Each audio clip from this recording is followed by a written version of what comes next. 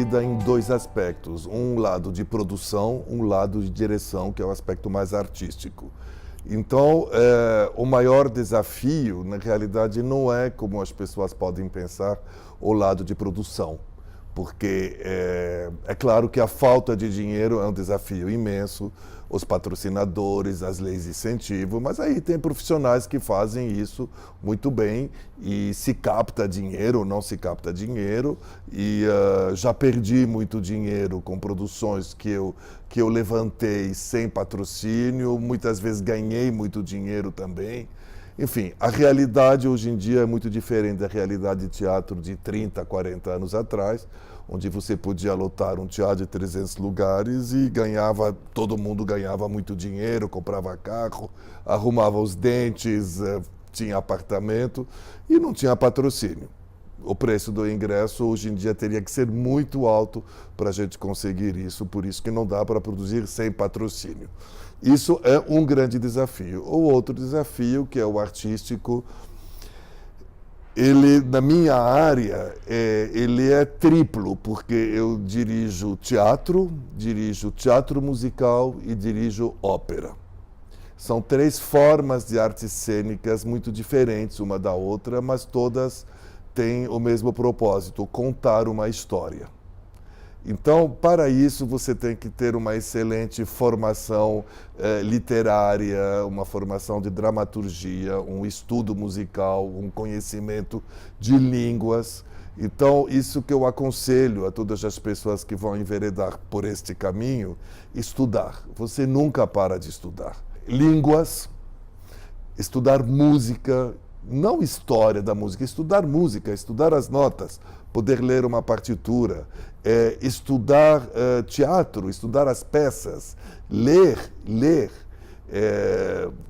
obras de literatura mesmo, e para apurar a sua linguagem e para apurar o seu gosto, especialmente. Teatro é uma coisa que hoje em dia é cada vez mais desafiadora no sentido que você tem que tirar as pessoas de casa. Você, como espectador, em casa, até eu, hoje em dia tem tantas opções com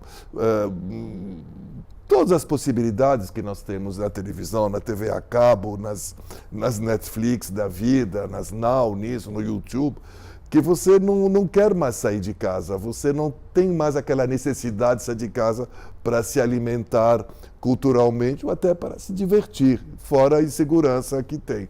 Então, para a pessoa sair de casa, você tem que dar para ela alguma coisa que seja transformador, que a pessoa saia de lá falando, meu Deus, que experiência, que vivência que eu tive com teatro ao vivo. Seja ópera, seja musical, ou seja teatro de prosa. E para ser transformador, você realmente não pode fazer coisas muito rasas. Para isso tem a stand-up comedy, que aí tudo bem. As pessoas vão lá, tomam um chopp, dão uma boa gargalhada. Isso não é a minha área. Eu respeito, mas não é a minha área.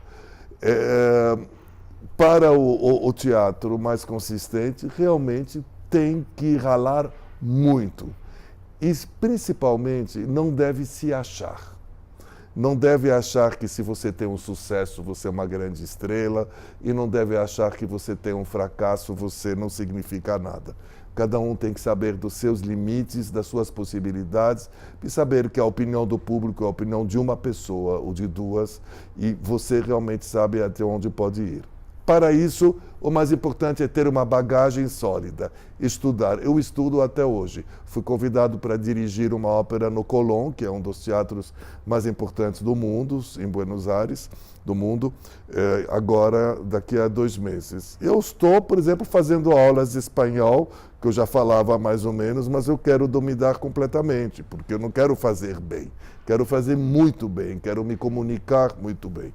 Então, não paro de estudar música, estudar línguas, assistir coisas e sempre ter a certeza que a gente está sempre recomeçando do zero. Eu já tenho quase 150 espetáculos que eu dirigi, produzi, fiz cenário, fiz figurino, fiz iluminação, fiz tradução, enfim, meus e de outras pessoas também.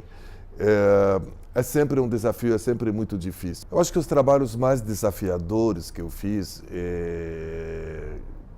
foram as óperas. Por quê? Aparentemente é mais simples do que teatro, mas você pega, por exemplo, uma La Traviata. La Traviata é a ópera mais popular de todos os tempos. Então, você pega uma ópera dessas, você tem que dirigir e você tem que reapresentar para um público uma obra que as pessoas já conhecem, já viram as melhores versões, os melhores diretores.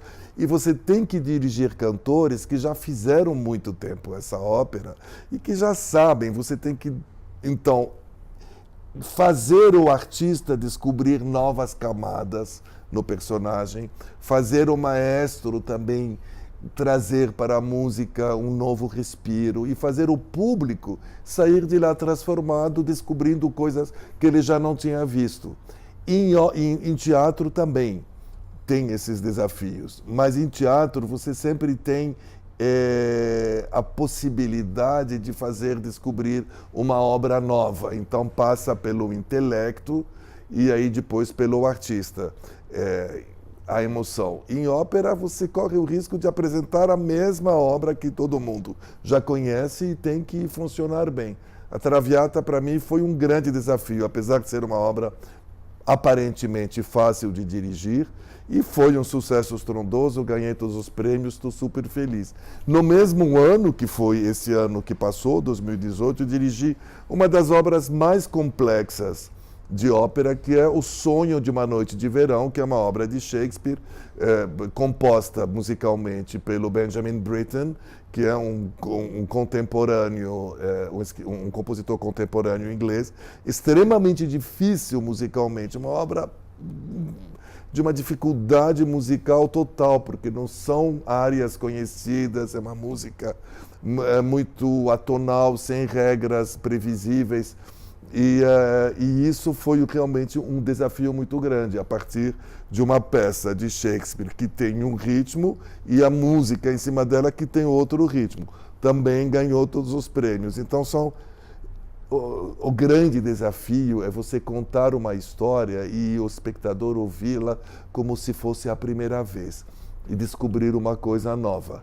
Aí, se você tem grandes artistas, aí é extraordinário. Eu fiz uma peça que era praticamente um monólogo, 15 anos atrás, com a Marília Pêra, por exemplo. Marília Pêra, acho que foi uma das maiores atrizes do mundo. Era uma pessoa que era totalmente irracional e que recebia o personagem como, eu não digo uma entidade, mas como uma força vinda de um lugar realmente desconhecido. Mas ela estudava muito, até exaustão esse personagem. Fiz uma peça que se chamava Mademoiselle Chanel. Era uma peça brasileira, escrita por Maria Adelaide Amaral, e que contava a história da famosa estilista Coco Chanel. E essa peça era uma peça que contava a vida, não necessariamente uma peça carregada de emoção com poder transformador. Uma excelente dramaturgia, mas mais documentária.